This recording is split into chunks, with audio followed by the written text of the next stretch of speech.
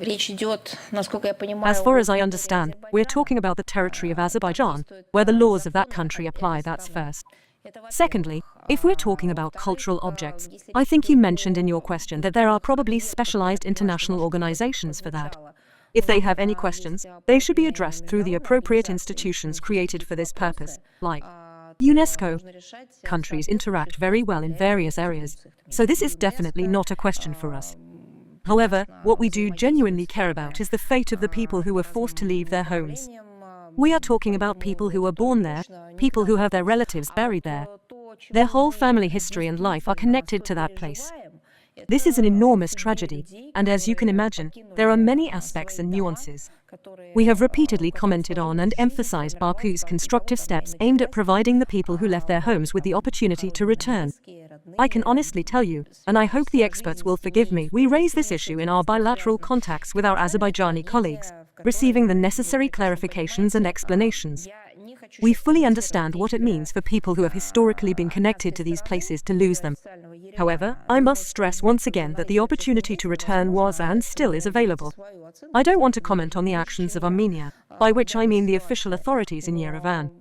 I think that you, as journalists and public figures, might be able to assess this situation better than I can. But what is done is done. I repeat, the opportunity to return has been offered and is still available. If, as you say, people are interested in preserving their homes and native places, they should probably take advantage of this opportunity. I emphasize again, it's there. I don't know. How can you not know? That's not true. You know this, we've discussed it before when we answered your questions on this. How can you not know? People don't trust Azerbaijan. They don't believe their safety will be ensured. That's why my acquaintances, refugees from Artsukh, are afraid to return. May I ask a question? Has anything been done by the authorities in Yerevan to facilitate the return of these people? You asked me this question. Why are you asking me? Why not ask this question to Armenia? I think it's only logical. I am the official representative of the Ministry of Foreign Affairs of the Russian Federation. I'm here to talk about the efforts our country is making, better than anyone else, to understand what it means for people to lose their homes due to circumstances, tragedies, conflicts, and so on.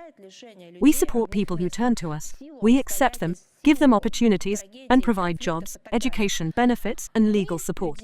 You see this, and we bear a tremendous, how should I put it, not just a responsibility for the fates of these people, but also a realization of what we are committing ourselves to.